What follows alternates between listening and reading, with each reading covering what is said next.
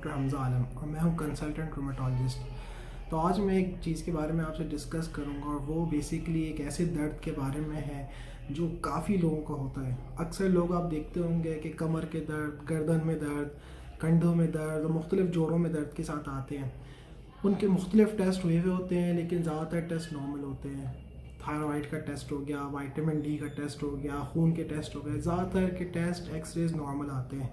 لیکن پھر بھی ان کو درد مسلسل رہتا ہے، اور اکثر اوقات ان کی زندگی کی کافی متاثر آتی ہے، یعنی کہ ان کے اندر کام کرنے کی صلاحیت، چاہے وہ خواتین ہو تو گھر کے کام یا مرد ہو تو باہر کے کام، لیکن کوئی وجہ سمجھ میں نہیں آتی ایسے درد کی۔ بہت سے پیشنٹ جو ہوتے ہیں 10 ڈاکٹر کے پاس جاتے ہیں، مختلف پین کلرز کھاتے ہیں، مختلف ورزشیں کرتے ہیں، لیکن ان کا درد عام طور پہ بہتر نہیں ہوتا، اور وجہ بھی سمجھ میں نہیں آ رہی تھی کہ کیوں درد ہوا ہے۔ ایسے درد کو بیسیکلی ہم کہتے ہیں فائبرومائلجیا۔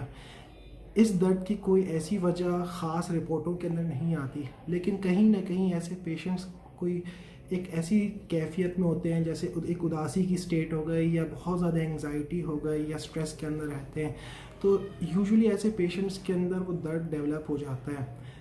یا تو وہ پیشنٹ ایک کوئی ڈپریشن کا پیشنٹ ہو، یا اس کے اندر کہیں نہ کہیں کسی طور پہ کوئی سٹریس کا ایلیمنٹ ہو، چاہے وہ فائنینشیل ہو یا مالی حالات کی وجہ سے، یا جاب کے ریلیٹڈ سٹریس ہو، یا گھریلو حالات کی وجہ سے سٹریس ہو، تو ایسے پیشنٹس جو ہے یوزولی کہیں نہ کہیں